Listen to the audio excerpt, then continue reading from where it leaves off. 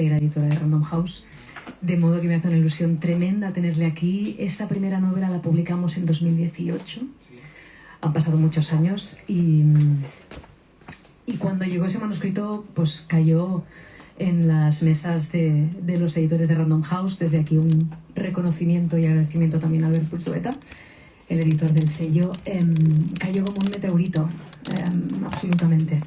Lo devoramos y no dudamos ni un minuto en contratarlo porque era una historia increíblemente bonita, triste, en esa Bulgaria que nadie pensaría que pudiera llegar a ser un territorio tan fértil como es en manos de Garth Greenwell. Siguió a ese libro Pureza, Cleanness, un libro que podemos definir relatos, una sinfonía en 3 actos, una novel in short stories, ¿no? You never know.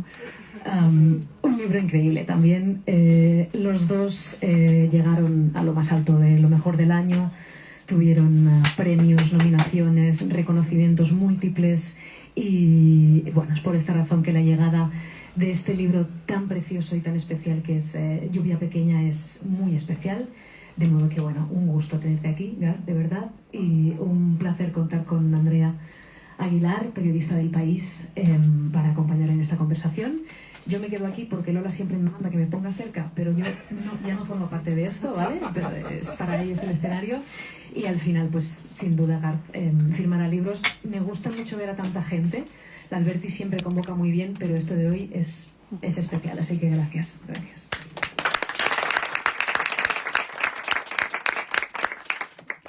Buenas tardes, Garth. Hola, Andrea. Es un enorme placer estar aquí. Es un inmenso honor porque este libro se llama Lluvia Pequeña, pero es un grandísimo libro. Gran libro, Lluvia Pequeña. Me hizo una ilusión enorme cuando Luis y Garth me propusieron que charláramos de este libro, por muchos motivos. Es un libro muy conmovedor. Es un libro que habla de una enfermedad y en la primera frase se habla de dolor y en la última, y no estoy haciendo ningún spoiler, dice pura vida. Entre medias cuenta una historia personal de Garth y mucho más. Digamos que es un alegato a favor del arte, una grandísima clase de literatura, un análisis de qué estaba pasando en Estados Unidos en ese momento y lo que estaba por llegar. Está lleno de observaciones, tiene un ritmo increíble, teniendo en cuenta que el 98% del libro es con Garth postrado en una cama, y está lleno de acción, está lleno de ideas, está lleno de ternura, de amor, de afecto, y de todo eso es de lo que quiero hablar con Garth. Bienvenido. Muchas gracias, Andrea. También tengo que dar las gracias a la librería Alberti y a Lola especialmente por invitarme, a mi editorial por haber hecho posible este viaje y bueno, a todos vosotros por estar. Estoy un poco nervioso, es la primera vez que intento hacer un evento en español. Doy gracias también por vuestra paciencia. Bueno, y por supuesto, muchísimas gracias a Andrea por esta conversación. Bueno, Garth y yo hemos hablado un poco antes de la presentación y hemos decidido que yo voy a leer algunas cosas que he marcado en el libro y a partir de ahí que él nos hable un poquito más. Pero antes de ponerme a leer hay 2 preguntas que quiero hacerle.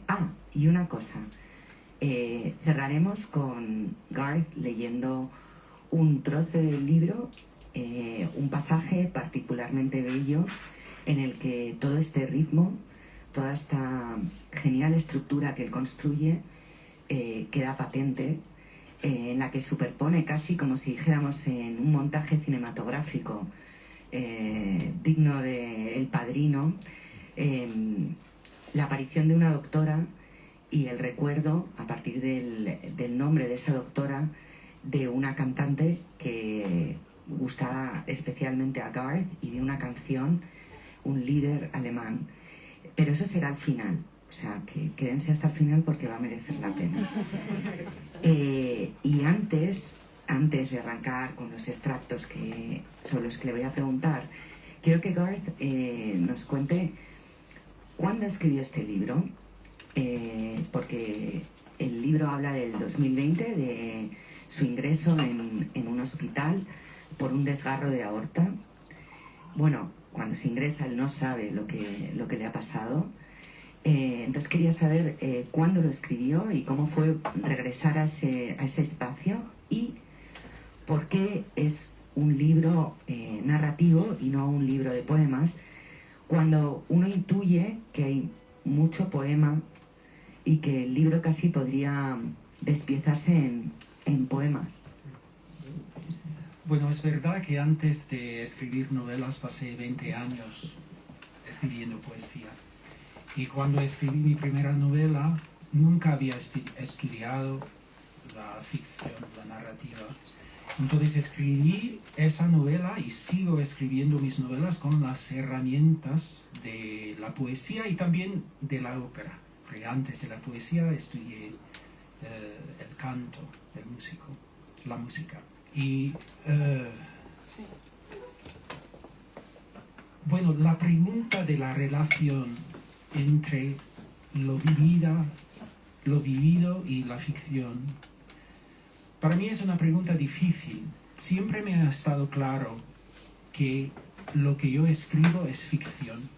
Y aunque, bueno, describe cosas que me han pasado a mí o a alguien, bueno, como a alguien en mi entorno, que, bueno, para mí escribir un libro, yo necesito escribir un libro cuando algo ha pasado o a mí o a alguien en mi entorno que frustra todas las otras herramientas para pensar que tengo.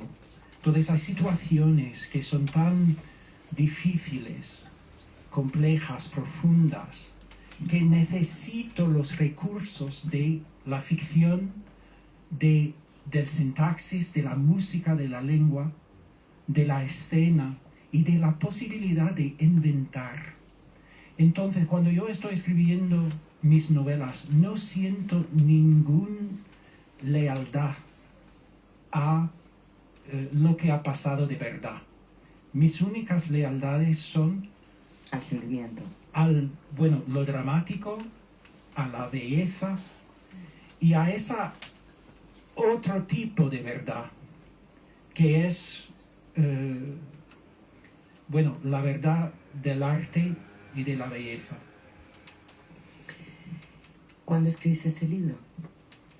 Empecé en 2020, durante la pandemia, y bueno, la acabé en Nueva York en 23.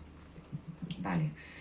Bueno, teniendo eso en mente, todo lo que nos ha dicho Garth sobre el arte y sobre la belleza está aquí, en este libro, y está expresado de una manera muy clara.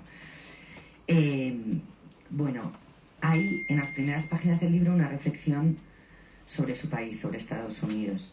Dice, ahora era imposible pasar por alto la irracionalidad estadounidense. Había llegado a parecer menos aberrante, menos un asunto que se daba en los márgenes que en la médula de lo que éramos. Había corroído el idealismo que siempre había formado parte de la noción que yo tenía de mi país, es decir, de mi noción de mí mismo. Lo había corroído no solo para mí, sino también para casi todos mis conocidos, para casi todo el mundo al parecer, para el extraño clima intelectual que habíamos empezado a llamar el discurso, la noción amorfa e impersonal de las cosas que derivaba de curiosear en las redes sociales, de ver videoclips de 15 segundos en YouTube. Cuéntame un poco de este clima y de lo que tú ya intuías que iba a acarrear este clima. Bueno, es muy difícil hablar de la situación actual en los Estados Unidos porque no la entiendo para nada.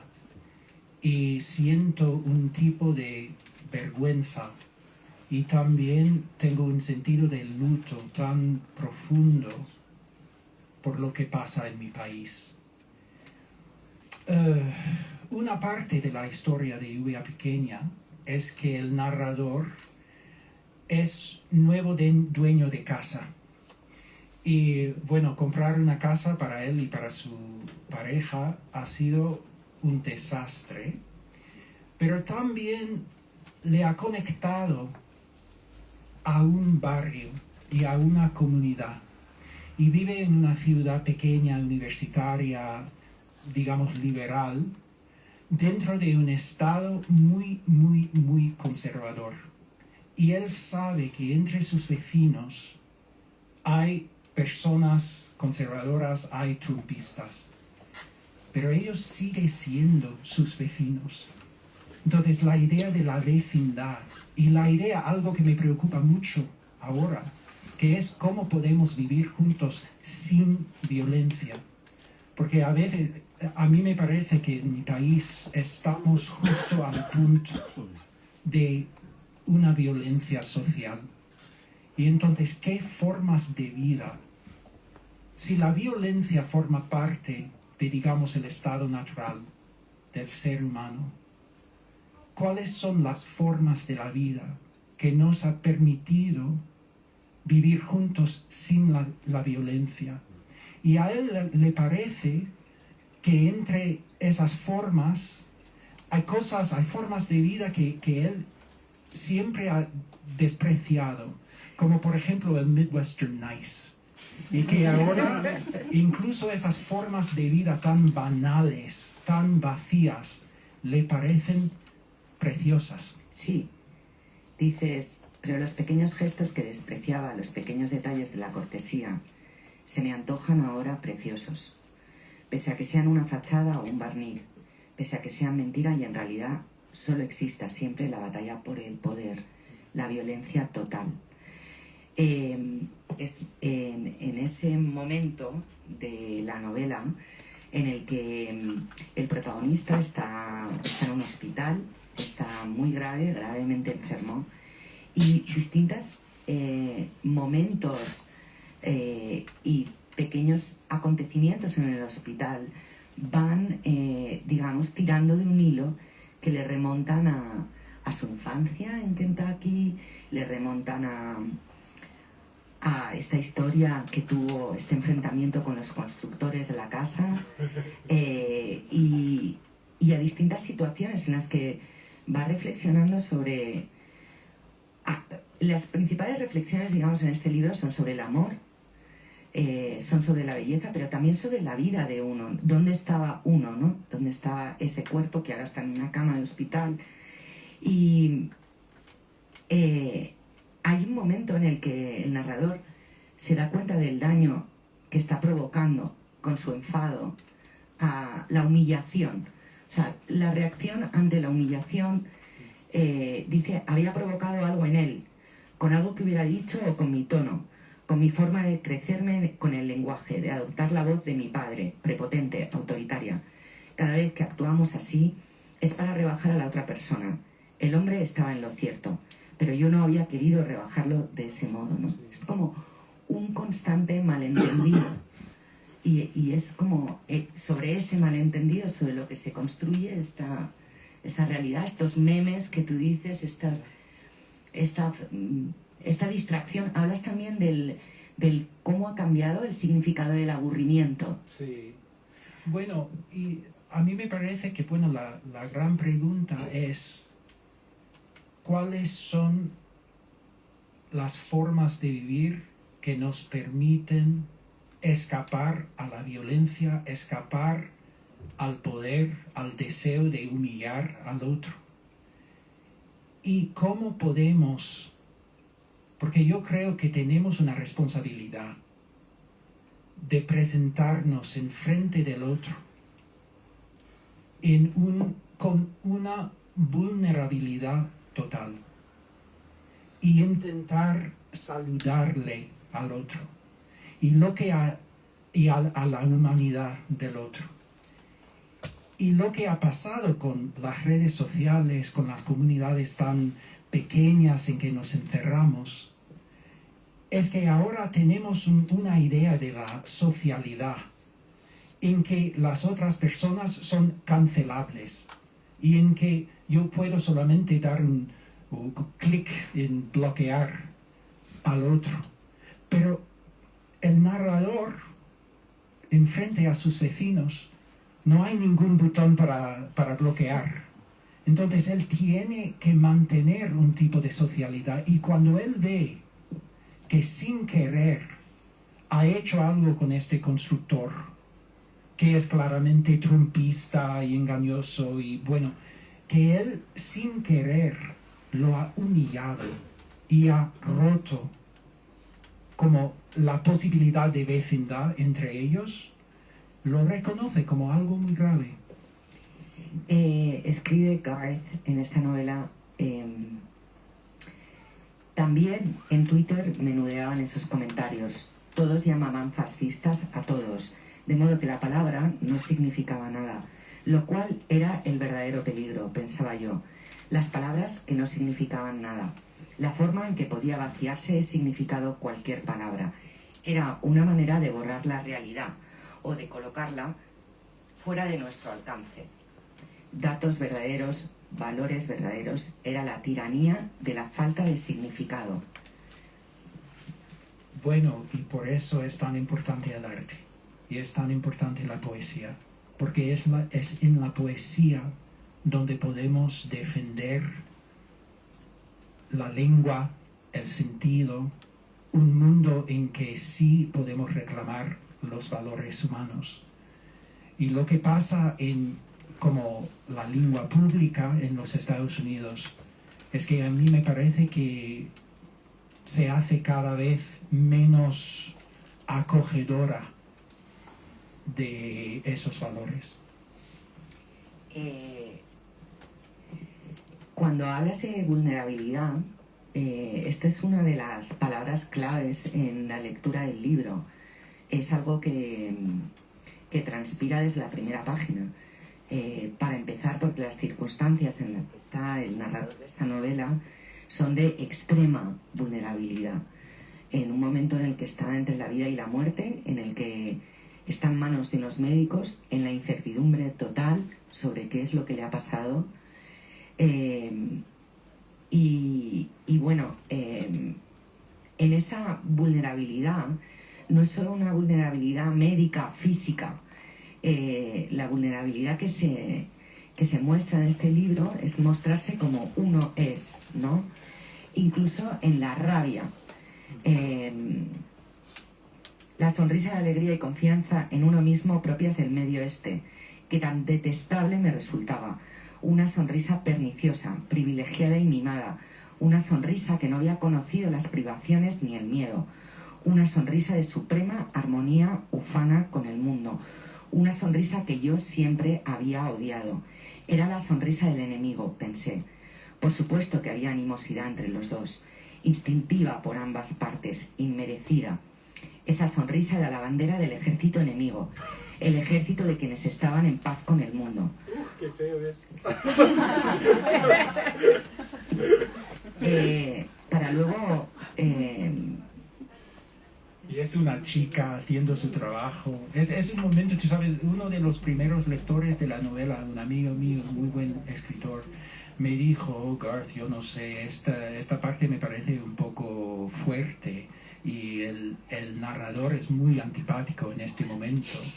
Y no sé si deberías tal vez quitarlo o matizarlo, pero no quería matizarlo porque me parecía importante.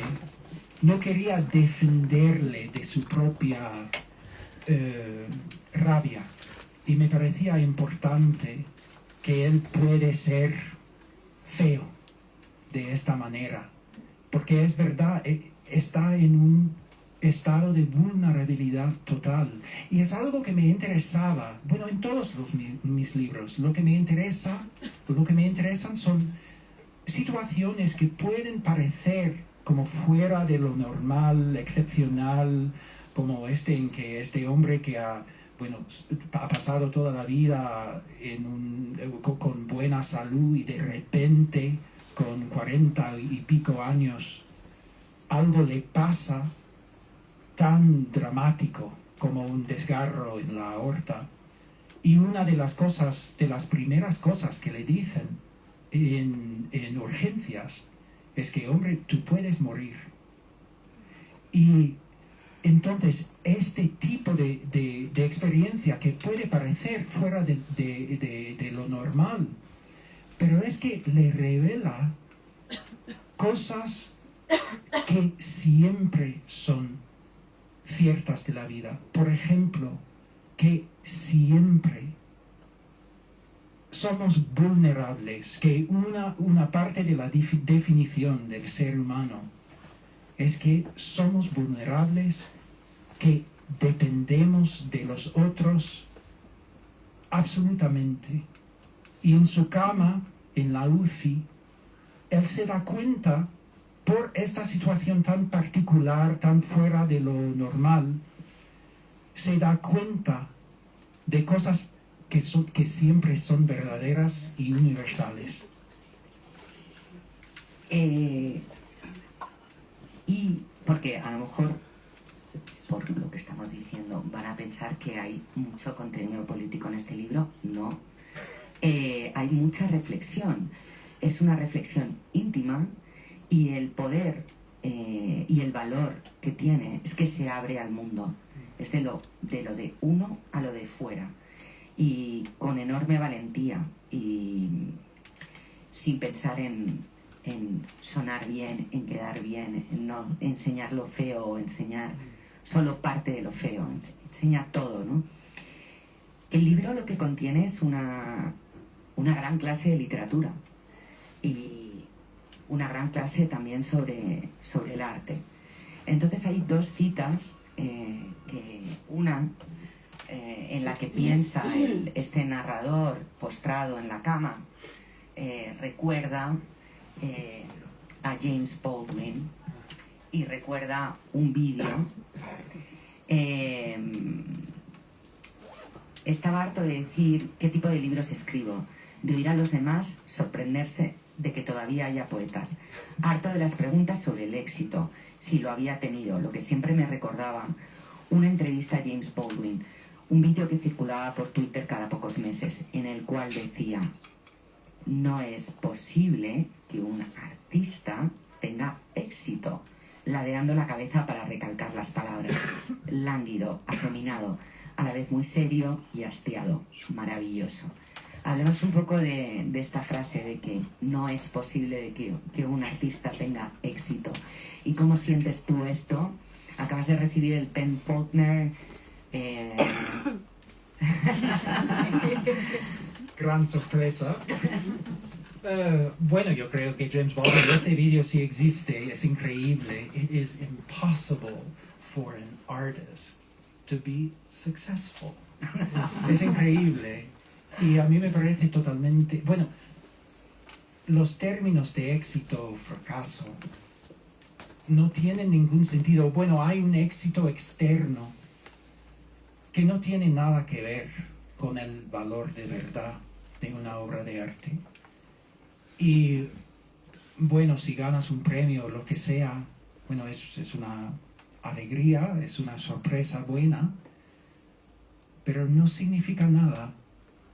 Y los términos de éxito, bueno, todo el mundo de los libros, y bueno, y estoy muy agradecido, me parece.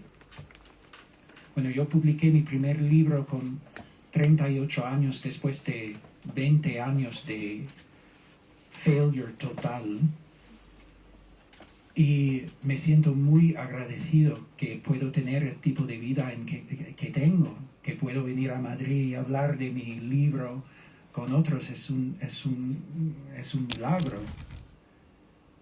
También no tiene nada que ver con el valor del arte y también del...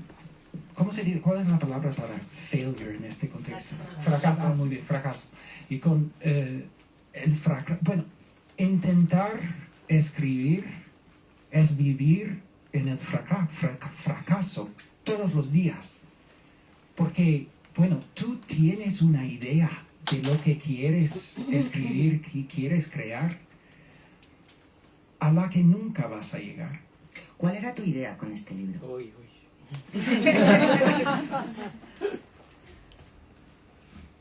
Bueno, mi idea era, al principio del libro, el narrador sufre un dolor aplastante que le arranca la vida, el mundo. Y de una manera muy paradójica, este mismo dolor, la enfermedad, la posibilidad de la muerte, le restituye la vida y el mundo. Porque en su cama, también como escritor me parecía muy interesante escribir una novela en que el protagonista nunca sale de su cama, 2 semanas en la cama sin moverse, pero en su cama él ve su propia vida de una manera nueva y despierta. Y la manera de que se da cuenta, porque bueno, con 40 y pico años, tiene que enfrentarse con la posibilidad de la muerte. Y eso pone un tipo de presión sobre toda su vida. Y él tiene que preguntarse, bueno, si esto es todo, ¿qué ha significado mi vida? ¿Qué valor ha tenido mi vida? Y él se da cuenta en su cama en el hospital que el valor de su vida viene del arte, del amor y del conocimiento que sí va a morir. Entonces yo quería escribir eso, esa experiencia de reconocer que, bueno, hay 3 cosas ciertas del ser humano. Somos el animal que sabe que va a morir. Somos el animal que encuentra su plenitud en amar y ser amado. Y también somos el animal que tiene que hacer un tipo de sentido de la existencia. Y yo quería escribir eso. Y lo escribes. Y lo escribes. Hablas del arte. Dices, todo arte es mensaje. Queremos comunicar algo, pero tal vez no un algo del todo inteligible. Tal vez exista una clase de sentido que solo el sinsentido puede transmitir. De modo que el poema deviene no solo en mensaje, sino además un objeto de contemplación, de devoción, incluso inagotable.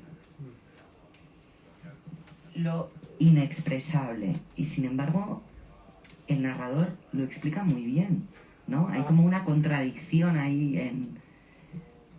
en lo que en lo que no se puede decir, ¿no? En la emoción, en el consuelo, en todo lo que encuentra en la belleza y en el arte, y él también reflexiona sobre el papel que el arte y la belleza han jugado en su vida, y habla en un momento dado de un sacerdote de Boston con el que había tenido cierto contacto, ¿no? Y dice, hablando con aquel sacerdote de Boston a quien apreciaba sentado en su pequeña habitación, no creía en las promesas que hacía o que hacía su sistema, aunque a menudo pensaba que si pudiera alterar levemente los términos, si en lugar de Dios pudiera pensar en la belleza o el arte, tendría sentido.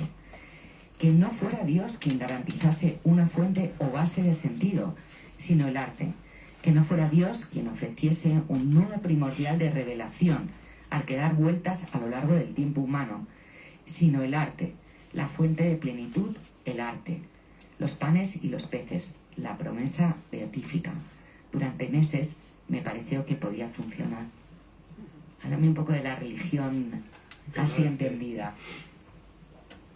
Bueno, lo que tú estabas diciendo antes sobre lo expresible e inexpresible, a mí me parece que todo arte está tratando de expresar algo que no se puede expresar, y es exactamente por eso que tenemos el arte, que necesitamos el arte, que hay algo más allá de la razón, del argumento, de lo contable, al que tenemos que dar cuerpo. Y para mí el arte sí es ¿Encarnación? Gracias, es encarnación. Es el intento de dar cuerpo a algo que supera lo corporal. Y bueno, a mí no sé si estoy de acuerdo con el narrador en lo que dice sobre el arte y sobre la posibilidad de reemplazar a Dios con arte. No sé si eso funciona, pero es verdad que su vida, como la mía, ha sido una gran apuesta. Una gran apuesta. Que el arte sí puede servir como fuente de valor. Y gran parte del trama del libro es que en este momento en que se enfrenta con la muerte, él va a ver si ha tenido razón o no. En el libro hay una lección, diría, en mi opinión, magistral de poesía. Garth, además de escritor, gran escritor, es un grandísimo profesor, y eso está aquí también. Hace un análisis de un poeta. Tiene este libro, le ha pedido a L, su amor y su pareja, que le traiga este libro al hospital, y es el libro que apenas puede leer, pero que sostiene. Y entonces hay una reflexión sobre un poema en concreto, sobre un gorrión en concreto que hay en ese poema, y sobre los otros gorriones que aparecen también en el poema.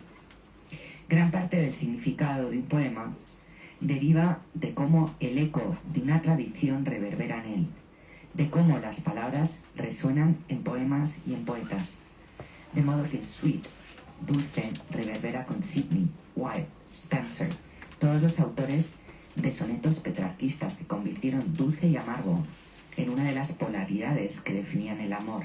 En los sonetos de Shakespeare la palabra se repite de manera obsesiva: dulce ser, dulce amor, dulce meditar silente, dulzuras y bellezas, lo dulce con lo dulce. Háblame de esto, pero háblame también de qué libros sobre enfermedad reverberan en Lluvia Pequeña. Bueno, primero, sí, es la parte más rara de la novela, que de repente la novela tiene 5 partes, y al principio de la 4ª parte hay un ensayo sobre un ensayo bastante largo sobre un poema pequeña de 9 versos. Y eso... Háblanos del poeta. Bueno, el poeta es George Oppen, que es un poeta norteamericano. No sé si es conocido aquí o no, pero no es un poeta muy famoso incluso en los Estados Unidos, pero para mí ha sido un poeta clave. Y es verdad que en el hospital la única cosa que podía leer eran los poemas de George Oppen. Y es un poema en que ve un gorrión y habla de ese gorrión, y ya está. Eso es el poema. Y me parece una maravilla. Y esta apuesta que ha hecho el narrador con respecto al arte es que una obra de arte o un poema puede ser algo infinito, puede tener un valor infinito. Es imposible demostrar eso en un libro, pero creo que hay lectores que creen que este ensayo sí es un poco infinito. Es bastante largo, es bastante raro. Pero es una joya. Yo tengo que decir que es una joya porque me parece que está lleno de hallazgos. Me parece que es... hace comprensible la poesía y desde una manera muy emocionante. Bueno, me alegra mucho que digas eso. Explica, Espero dice, que sí. Oppen hace lo mismo al mencionar a Chaucer. Convierte ese gorrión individual en todos los gorriones. Supongo que es una forma de volver otra vez sobre lo uno y lo múltiple. El problema que siempre se plantea en la poesía, probablemente en todo el arte, de querer ser fiel al objeto concreto, particular, que es donde nace el amor en el arte, creo. Lo que más me interesa, la devoción por lo real, y querer al mismo tiempo apartarse de lo concreto, convertirlo en representativo. Uno desea amar un objeto en el tiempo y además fijarlo fuera del tiempo. Eso era también un poema, una imagen de un poema, no recordaba cuál. Fijarlo en la eternidad. Era una tensión imposible de resolver. Había que conseguir que la tensión resonara.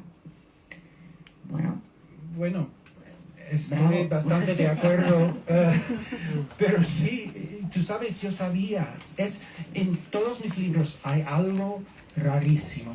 En la primera novela hay un párrafo de 42 páginas. En el segundo libro hay algo también que es evidentemente una mala idea.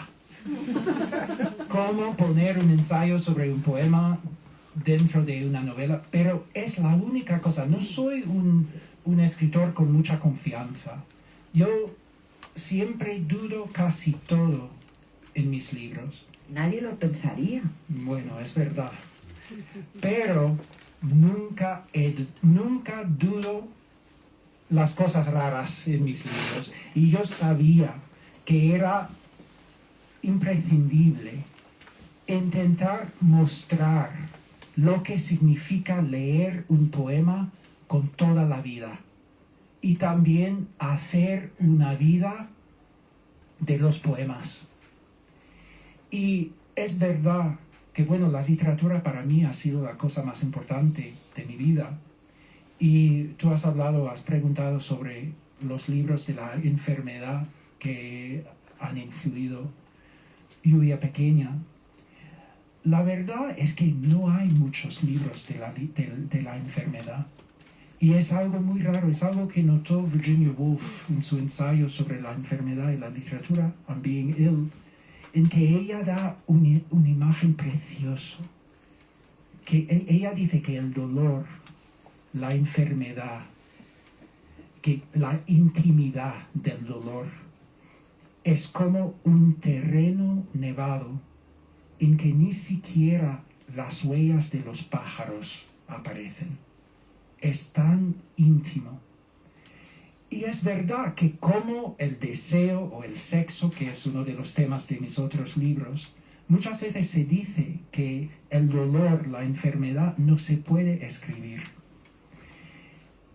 A mí es muy raro que para el dolor psicológico, el dolor del amor, tenemos una literatura tan rica, pero del dolor del cuerpo tenemos muy poco, con la gran y para mí muy importante excepción de la literatura de SIDA, que ha sido clave para mí, y quiero mencionar porque hemos perdido a un muy gran escritor norteamericano, el escritor Edmund White, que ha fallecido anoche, que para mí y para todos los escritores queer en los Estados Unidos, pero también en el mundo, ha sido un modelo de lo que significa, bueno,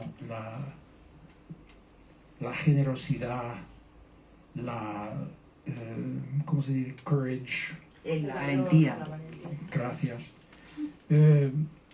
Y bueno, y por supuesto sus libros me han marcado. Los libros de Hervé Guibert, el escritor francés, que escribió de una manera alucinante toda la burocracia de los hospitales y las clínicas, también era muy importante. Entonces sí, la literatura del SIDA ha sido importante para mí, para este libro. Yo, fíjate, creo que el asunto de la enfermedad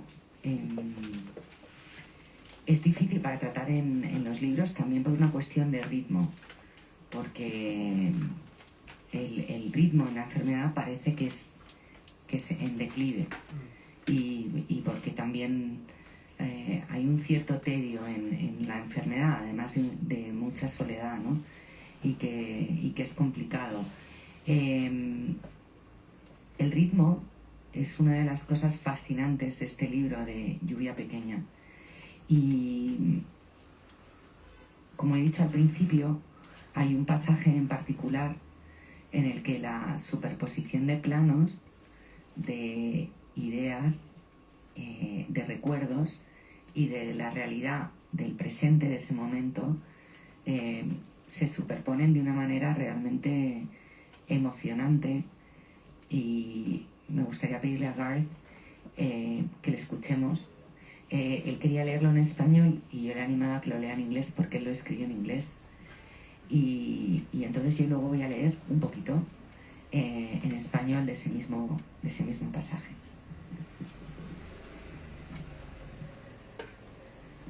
Bueno, no creo que tenga que introducir, es Es una escena que está ocurriendo en el hospital. El narrador ha pasado más de 5 horas con un enorme dolor en la sala de urgencias. Estamos en el 2020, está el COVID, es el otoño del 2020 y bueno, y finalmente ya le están atendiendo y le están reconociendo, están haciendo un reconocimiento y está un poco en la agitación con distintos médicos y enfermeros que están entrando en la habitación y que le están observando y tocando y viendo a ver qué es lo que tiene. Bueno, y hay un médico que lo está examinando. Her name was Ferrier. She had mentioned it before, but it hadn't registered. I was surprised by it now. It was the name of one of my favorite singers, Kathleen Ferrier, whose recordings I had listened to endlessly. One of the first CDs I bought as a teenager, just after I discovered music, classical music, I mean, was a recording of Mahler's Das Lied von der Erde and 3 of the Rückert-Lieder, the first of which became a kind of talisman for me, important in a way I was only just beginning to understand art could be important. The song articulated something that had been inarticulate before, but it did more than that too. It created something. It didn't just light some chamber of myself that had been dark. It made a new chamber somehow. It made me capable of some feeling I couldn't have felt before. It humanized me, I want to say. It was part of that humanization art has been for me, which is something else it has become difficult to say or believe, but I do believe it. The surgeon began her examination just below my ribs, pressing very hard, first with the palm of her hand, and then shifting the pressure to her fingers. She repeated this, moving slowly, asking each time if it hurt. It didn't at first, not really, but I stiffened anyway. She wasn't causing pain, but she was seeking it. That was her goal, and she continued until finally I gasped. She lifted her hands just slightly, reducing the pressure. There it is, she said. I'm sorry. I need to go a little further, she went on. I know it hurts, but is it all right if I keep going? And I gave a quick nod. Even before Ferrier begins to sing, in the introduction, when the clarinet enters against the English horn, there's a moment that's like a key slipping into a lock, and there's a line almost at the end that for me is where the key turns, at least as Ferrier sings it. I didn't know any German when I first heard it. I didn't know any languages, but I learned the words Ich bin gestorben dem Weltgetümmel und ruh in einem stillen Gebiet. They were printed in the little CD booklet alongside a translation, I am dead to the world's tumult and rest in a quiet realm. At the start of the second line, und ruh, the voice rises a minor third, F to A flat, in the comfortable middle of the voice, nothing virtuosic or spectacular, but it creates a dissonance against the C minor chord in the orchestra. At the same moment, the double basses slide down to a C, the cellos join them, the fifth is in the second violins, and the voice keens a half step above them, except that it isn't keening, not quite or not only. The violin's G is an octave below the voice, and they're holding the note from the previous bar. They don't reassert it. I'll be quick, the surgeon promised, and she was, though she wasn't any more gentle, maybe she couldn't be. Around my navel, the pain was intense. I squeezed my eyes shut, and then it faded a little lower down. Where she dug her fingers into the top of my pelvis, there was hardly any pain. Ferrier leans into the word, Rue, rest. Not dramatically, but her voice becomes electric with longing and resignation. There's such intensity and restraint that the note asserts itself so that as Mahler extends the dissonance, your sense of harmony is unsettled, or mine is anyway. The A flat creates an alternative harmony. Just for a moment, one can hear a major chord against the minor. I didn't understand this when I first heard the song. I would study the score later in music school, and really it didn't help me understand what I had felt when I first heard it. How can I say what it did to me? It unmade me, unmade and remade me around itself somehow.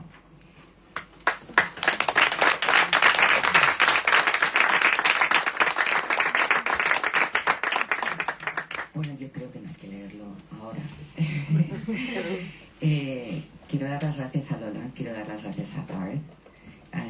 Es muy emocionante presentar este libro en Madrid y en España y en español. En el libro suena en español el gran amor del protagonista de la película es L. Y bueno, es impresionante estar con la musa, con el autor en Madrid, presentando el libro en español. Y gracias a todos. Gracias, Carl. Enhorabuena. Muchas gracias.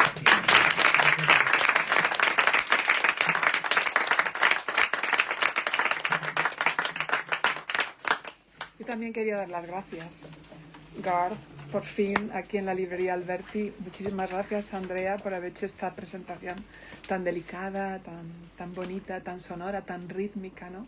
Como es este libro. Y gracias también a Karma, que es como la medium siempre, que hay un libro de buena literatura. Y también a Ele, que en la sala también se encuentra aquí, ¿no? Que también hace de medium en esta librería desde hace muchísimo tiempo. Y muchísimas gracias a todos. Ha sido maravilloso esta tarde. Perfecta, una tarde perfecta.